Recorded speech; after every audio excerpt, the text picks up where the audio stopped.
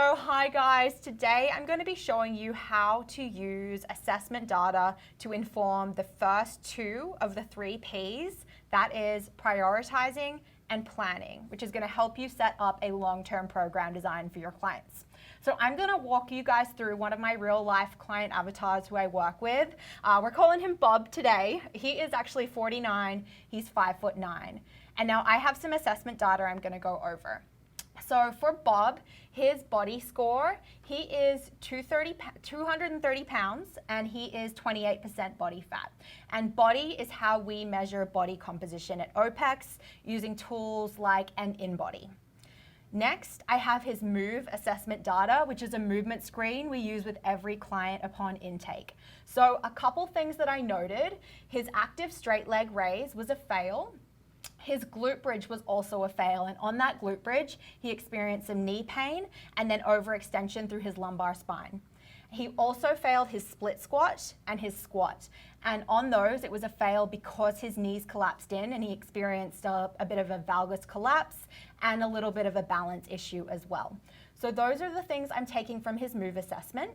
And then his work screen, how we measure work at OPEX with a new client is we put them on an air bike and we have them do 10 minutes max calories. And this client here, client Bob, he got 100.7 calories on his 10-minute air bike score. So that's something that we can check back in over time to make sure his aerobic capacity is improving.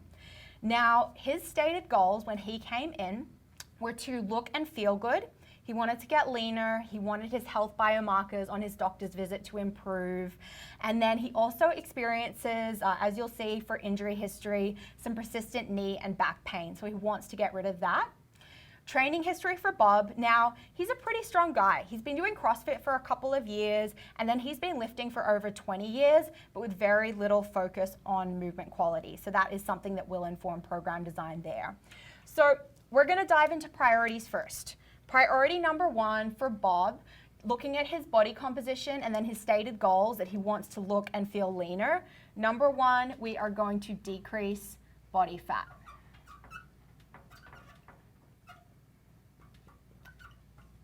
Number 2, we're going to look at his work screen here, and now Bob experienced that overextension on his glute bridge and he does experience some back pain as well. So we are going to look at bracing mechanics and core endurance and make sure that he's doing those things effectively when he's hinging. So we're going to look at core and hinging, motor control. And then number 3, a third priority we're going to keep in mind is that split squat, and that squat we saw the valgus collapse.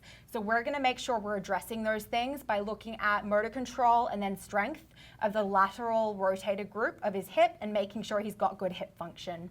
So we will call that hip motor control. So those are the 3 things that I'm going to keep top of mind when I go to design his program.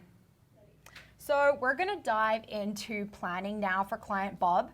One thing to keep in mind is his travel schedule. He travels on a Tuesday and a Thursday flying cross country, so we're keeping those days as rest days. We'll mark them as off, Tuesday and Thursday. Now for Bob, with his stated goals, we are going to start off with accumulation, full body resistance for 3 sessions per week. So Monday, we'll put him on full body resistance. We'll do it again on Wednesday, so he's got that rest day in between, and then we'll pop him on Saturday. We are also going to do some aerobic training, as we call sustain work at OPEX. So Friday, he is going to be doing cyclical sustain training, and then Sunday, he is going to be off. Now, in a couple weeks, check back in, and I'm going to be showing you how I put together a full year of periodized training for Bob.